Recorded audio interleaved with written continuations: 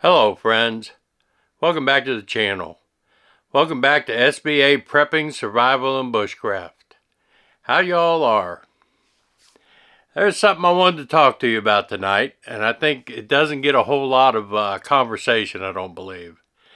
At least not as much as I think it should.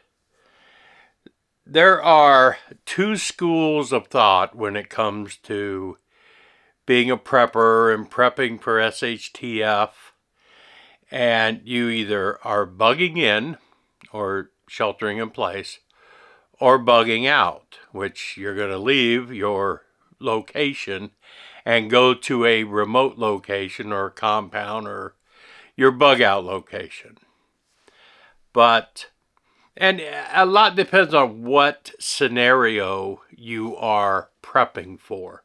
Because a lot of people like say, well, I'm prepping for this, I'm prepping for that, I'm prepping for this, I prep for everything. I just believe in being prepared for anything and not trying to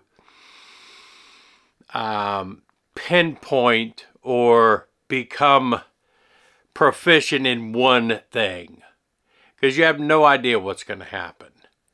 There are so many possibilities these days. You just have to be prepared for anything. And I'm very fortunate I have a bug out location now if I need one. If I'm living in Wheeling and SHTF happens, I can make it to St. Bernard Acres, and this would be my bug out location. But I think, I could bug in if I needed to there for a while, but ideally I'd make it out here. Now, all these people that have bug out locations or they have plans of going somewhere else, if SHTF happens, I think it's really important that you also have to keep in mind you have to be prepared to be bugging in for a while. Because, depending on what happens, it's like the immediate chaos that's going to follow. You may have to bug in at your location where you are. You may have to shelter in place for a couple of weeks and let the immediate chaos die down so that then you have a better chance of actually making it out to your bug out location, if that makes sense to you. Don't put all of your baskets in the one location. It's like having a cache of supplies along your way to your bug out location. So I think it just as important as your bug out plan, you need a bug in plan as well. Because you may wind up having to do both of them for a while. So again, plan on 30 days of being shut in your house and not being able to move. Right? You just have to protect everything you have there and wait out the immediate chaotic reaction to that particular SHTF event. Then once that dies down, once that is over with, that phase is over with, then you could possibly make it out to your bug out location. Or perhaps after that has happened, then you won't need to go out to your bug out location. Whatever occurred may get resolved and you wouldn't have to leave. So that's why you also everybody needs to be prepared to shelter in place or bug in, if you will. Look at North Carolina. Look at Chimney Rock. Look at Asheville, Those places, they can't get out right now. They have to bug in. If they had a bug out location that they could go to, they would still have to wait till the roads got fixed up to open up enough that they could get out and go somewhere else. So in that instance, if they didn't get wiped out by the flood, they could still have supplies to keep them going. until they could get relocated. And that's what we have to worry about. We want to make sure that if we have a grid down scenario, I can understand them taking down, interrupting our power grid, if you will, all of our power grids.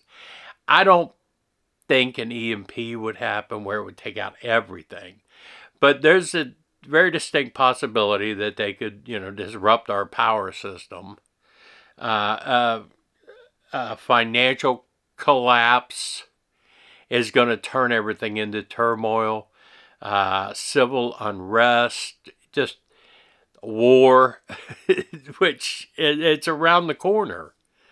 So all of these things are basically around the corner now. I'm telling you, we got to bug out if we can, but we have to bug in until we're able to bug out. So us who have bug out locations, and oh, you're lucky you got a bug out location you can go to. Well, we have to be prepared on 2 different levels, not just one. So that's all I wanted to talk about. And just say hi, give you all something to think about. Let me know what you think about. Are you able to spend 30 days at your present location waiting for the opportunity to bug out to your bug out location? Are you prepared for that? We'll be able to defend our homes for a while. I'm not, I know eventually things could run over and get run over, but I think for a while, in those first couple of weeks, like I said, that's when all the chaos is going on. Then we can make our escape if we have to. If we can make our escape prior to it, that's even better. Because whatever you leave behind is going to be gone. You can count on that, depending on, what type of event is occurring. But you can never plan on going back to getting what you left. Can't ever plan that one out. So, you have to be fully stocked in 2 places, I reckon. But yeah, that's just plans you have to make. You've got to keep that in the back of your mind. Tell me what you think about it.